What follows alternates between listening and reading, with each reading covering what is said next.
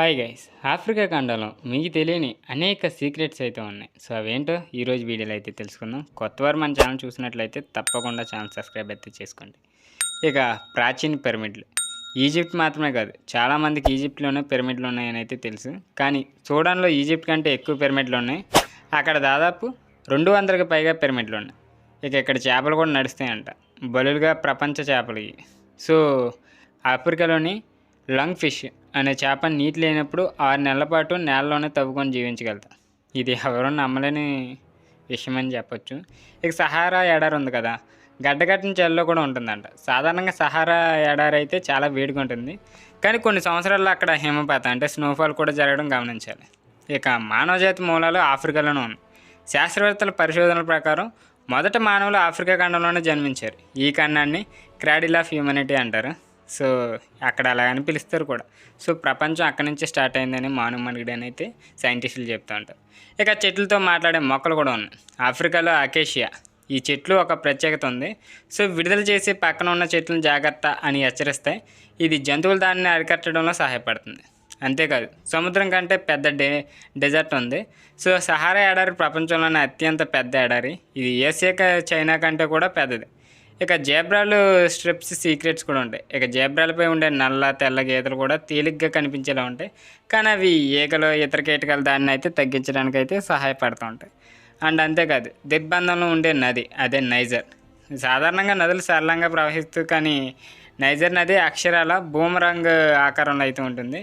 ఇది ప్రపంచంలోనే అరుదైనది. అంటే ఒక్కో దేశానికి ఒక్కో అధికారిక అయితే భాష ఉంటుంది, కానీ ఈ దేశానికి అయితే ఒక్కో అధికార భాష కూడా లేదు. అంటే కొన్ని ఆఫ్రికా దేశాల్లో 50కి పైగా భాషలు మాట్లాడతారు, కానీ నైజీరియాలో 500కి పైగా భాషలు ఉన్నాయి, కానీ వీళ్ళకి అధికార భాష అంటూ దేనికి లేదు. ఒక్కో అధికార భాష అయితే లేదు వీళ్ళకి. ఇక కొద్ది మొక్కలు అయితే తింటాయి. ఆఫ్రికాలోని కొన్ని జంతువులు చెట్లు చిగుర్లు అండ్ చిన్న జంతువులను పీల్చి పోస్తాయి. అవి పూర్తిగా శాకాహారమనే కావు.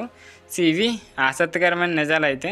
సో ఆఫ్రికా ఖండం చాలా విస్తృతమైనది. అందులో 54 దేశాలు ఉన్నాయి. ప్రతి దేశం సొంత సంస్కృతి, జీవనశైలి, ఆచారాలు, భాషలు కలిగి ఉంటుంది.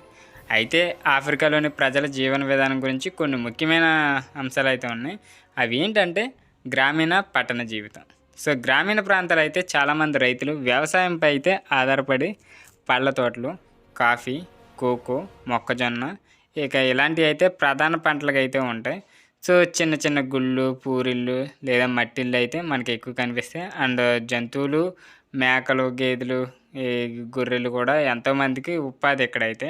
ఇక పట్టణ జీవితం అంటారా, Nairobi Kenya, Lagos Nigeria and Johannesburg దక్షిణాఫ్రికా లాంటి నగరాలు అధునాతంగా అయితే ఉన్నాయి. ఇక ఆఫ్రికాలో కొన్ని నగరాల బహుళజాతి కంపెనీలు కేంద్రంగా అయితే అభివృద్ధి చెంది. ఇక ఆహార సంప్రదాయ వంటకాలు అయితే ఆహారం ప్రాంతానికి అనుసరించి మారుతుంది. ఆఫ్రికా పశ్చిమాల్లో జుల్ఫీ రైస్ అంటే మసాలా రైస్ అన్నం అయితే ప్రసిద్ధి చెందింది.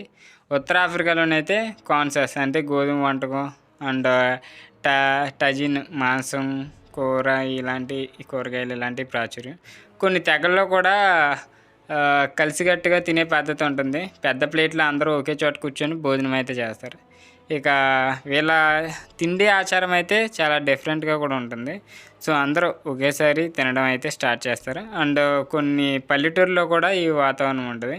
అండ్ ఉత్తర ఆఫ్రికాలోనైతే ముస్లింల ప్రభావం ఎక్కువగా ఉంటుంది. అందువల్ల అక్కడ ఈ తుబాన్ అనేది ఈ జలీబీ అలాంటి పొడవైన గౌన్లు ఎక్కువగా అయితే వేసుకుని కనిపిస్తారు మనకి. అలాంటి కొన్ని తెగలు ప్రత్యేకమైన చర్మాలంకారాలు, గాజులు, ముత్యాలు, ఆభరణాలు అండ్ ఇలాంటి మెల్ల వేసుకొని వాళ్ళ జీవన విధానం అయితే ఉంటుంది. అవి ఎక్కువగా అయితే వాడతారు. ఆ పూసల తాళ్ళు ఏంటి, ఆ చేతికి తాళ్ళు ఏంటి, అలాంటివన్నీ ఎక్కువగా అయితే వాడతారు. అండ్ చాలా ఇక్కడ కుటుంబ వ్యవస్థ సంస్కృతి అనేది చాలా పెద్దది. కుటుంబానికి అయితే మెయిన్ ప్రయారిటీ ఇస్తారు. కుటుంబ బంధాలు కూడా చాలా బలంగా ఉంటాయి. సో ఎక్కువ మంది సంయుక్త కుటుంబ వ్యవస్థలో జీవిస్తూ ఉంటారు. అంటే తల్లిదండ్రులు, తాతలు, అక్క, తమ్ముళ్ళు అందరూ కలిసి ఒకే ఇంట్లో అయితే ఉంటారు. విరివిగా ఉండరు. వీళ్ళు అందరూ కలిసే జీవిస్తారు, కలిసే ఉంటారు. కొన్ని తెగళ్ళు అయితే ఇప్పుడు మనుగడ కోసం సిటీల వైపు అయితే వెళ్తూ ఉంటున్నాయి. సో ఇదివరకు రోజుల్లో అంటే అక్కడ ఏం పనులు ఉండేవి కాదు కాబట్టి వీళ్ళు ఏదో వేటాడి ఏదో ఒకటి తినడం స్టార్ట్ చేసేవారు. కానీ ఇప్పుడు వ్యవసాయం అని ఇంకా కొన్ని టెక్నాలజీలు కూడా అభివృద్ధి చెందినాయి కాబట్టి సో వీళ్ళు కూడా కొంచెం కొంచెం డెవలప్ అవుతున్నారు. ఇక భాషలో సంభాషణలు కూడా ఉన్నాయి. అంటే ఆఫ్రికాలో 2000కి పైగా భాషలు మాట్లాడతారు. కొన్ని ప్రాముఖ్యమైన భాషలు ఉన్నాయి. అవి ఏంటంటే సవ్యాలి, ఇది ఏంటంటే కెన్యా, టాంజానియా, ఉగాండా అక్కడ మాట్లాడతారు. హౌసా అంటే ఇది నైజీరియా, నైజర్ అండ్ చడ్ ఈ ఏరియాలో మాట్లాడతారు. అండ్ యోరూబా ఇది నైజీరియన్, బెనిన్, టోంగో సో ఆ దేశాల్లో మాట్లాడే భాష ఇది. అరబిక్ ఉత్తర ఆఫ్రికా దేశాలు ఇవి. ఫ్రెంచ్, ఇంగ్లీష్ చాలా దేశాల్లో అధికార భాషలు అయితే ఉన్నాయి.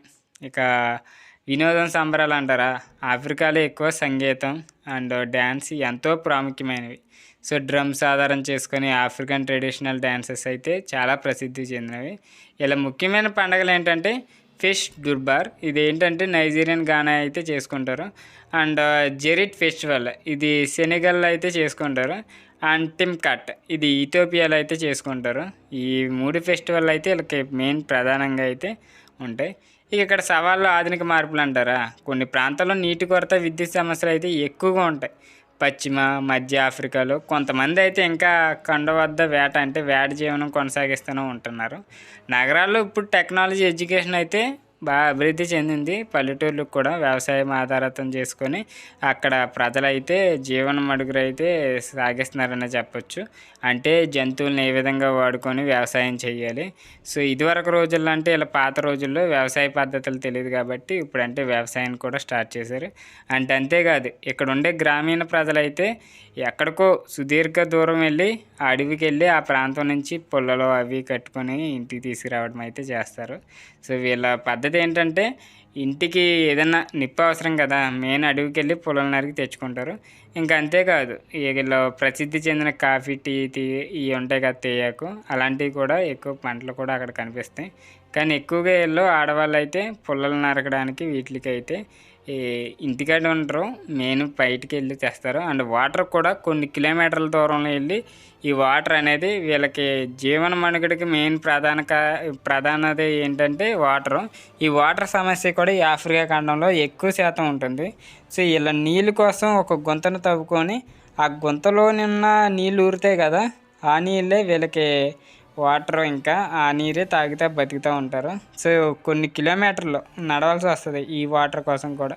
సో ఈ వాటర్ కూడా ఏం చేస్తారంటే ఐరన్ దొక్క అది ఉంటుంది కదా, దానికి ఒక తాడు కట్టుకొని 3-4 మీటర్లు 5 మీటర్ల తాడుతో ఆ నీటిని సేకరించి ఒక ప్లాస్టిక్ డబ్బాల్లో వేసుకుంటూ ఉంటారు. సో వీళ్ళ నీటి కొరత అయితే పెద్దగా ఉంటుంది కాబట్టి ఇలాగా. సో ఇంకా వాస్తవానికి ఆఫ్రికాలో 300 పైగా తెగలైతే ఉన్నాయి. సో ఈ ట్రైబ్స్ ఉన్నాయి కానీ ఇవి భాష, సంస్కృతి, జీవనశైలి పరంగా ఎంతో భిన్నంగా ఉంటాయి. కొన్ని మెయిన్ తెగలైతే వాటి ప్రత్యేకతలు ఉన్నాయి. జూలు ఈ దక్షిణాఫ్రికాలో ఉంది. దక్షిణాఫ్రికాలో అత్యంత పెద్ద తెగ ఏదన్నా ఉందంటే అది జూలు. వీరి చారిత్రక రాజు శాఖ జూలు ఎంతో ప్రసిద్ధుడు. సో రంగుల సూది ముక్కలు, మట్టి కుండలు అండ్ ఇలాంటివన్నీ అయితే ఉంటాయి. అంటే వీరి వార్ డ్యాన్స్ కూడా ఉంటుంది. ప్రపంచవ్యాప్తంగా ఈ వార్ డ్యాన్స్ కూడా వీళ్ళతో ఉంటుంది. సో ఇలా వాటర్ను పట్టుకొని చూసారా, ఇలా డ్రమ్స్తో వాటిని లాక్కెళ్తూ ఉంటారు. ఇవన్నీ వాటర్ కోసం. సో కొన్ని ఆడవాళ్ళే చేస్తారు, మగవాళ్ళు వెళ్ళరు. వీళ్ళంతా ఆడవాళ్ళే వాటర్ కోసం కొన్ని కిలోమీటర్లు నడుచుకొని వాళ్ళ యొక్క ప్రాంతానికైతే తీసుకుని వెళ్ళి తాగడానికైతే ఉంటారు. సో వీళ్ళంతా కలిసికట్టు ఉంటారు. వీళ్ళ ప్రత్యేకత ఏంటంటే వార్ డ్యాన్స్ అని ఇవి ఉంటాయి. అండ్ మసాయి వీళ్ళైతే కెన్యా, టాంజానియా ఏరియాలో ఉంటారు.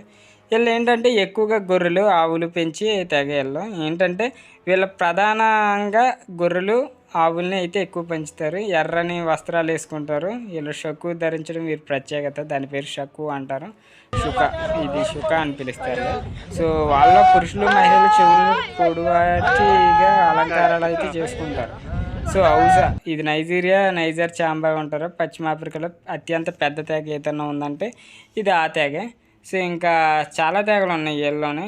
సో ఇప్పుడంటే సవాళ్ళుగా మారి వీళ్ళంతా ఎక్కడెక్కడికి వెళ్ళిపోతున్నారు. కానీ ఇదివరకు రోజుల్లో వీళ్ళంతా అటవీ ప్రాంత వాసులనే చెప్పచ్చు. సో ఇక్కడ ఇంకో తెగ ఉన్నాయి. ఏం తెగ అంటే ఇది ఫులానియా, హౌసా తర్వాత ఫులానీ ఉంది. ఫులానీ ఏంటంటే పశ్చిమ మధ్య ఆఫ్రికా. వీరు గాడిదలు, గేదెలు పెంచే పశుపాలక తెగలు. సో అండ్ వీళ్ళ భాష వచ్చేసి ఫుల్ ఫ్లిడే. ఇలా ప్రపంచవ్యాప్తంగా పెద్ద జాతుల్లో అయితే ఒకటే. ఇంకా ఇగ్బో అనేది నైజీరియాలో ఉంటుంది. ఇలా స్వతంత్ర వ్యాపార నైపుణ్యాల కోసం అయితే ఉంటారు. నైజీరియాలో ఎక్కువ మంది వ్యాపారస్తులు ఉంటారు. అండ్ టువరాగే అండ్ అంతేకాదు సాంగే అండ్ హిబ్మా అండ్ దీంకా అండ్ పిగ్మీలు. సో చాలా తెగలు ఉన్నాయి, 300 పైగా తెగలు అయితే ఉన్నాయి. సో ఈ తెగల గురించి నేను ఒక్కో వీడియో ప్రత్యేకంగా అయితే చేస్తాను మీకోసం. మీకు ఇంట్రెస్ట్గా ఉంటే ఆ తెగల గురించి అయితే చేస్తాను. కొందరు అయితే ఆధునిక జీవితానికి అలవాటు పడక మరి కొందరు సాంప్రదాయ మార్గాలను అయితే ఇంకా కొనసాగిస్తున్నారు. ప్రతి తెగకు భిన్నమైన భాష, సంస్కృతి, ఆచారాలు అయితే ఉంటాయి. ఇది ప్రత్యేకమైన తెగలు వీళ్ళంతా. మసాయి తెగ అయితే మీకు ఎక్కువ కనిపిస్తూ ఉంటుంది ఆఫ్రికా సైడ్లో.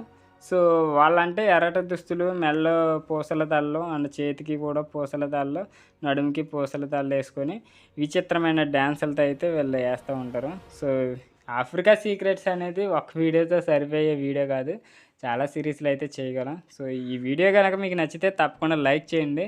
సో వీళ్ళ గురించి ఇంకో వీడియో కావాలనుకుంటే కింద కామెంట్ రూపంలో తెలియజేయండి. సో మళ్ళీ ఇంట్రెస్టింగ్ వీడియోతో మీ ముందుకు వస్తాం. అంతవరకు బై బై, టేక్ కేర్.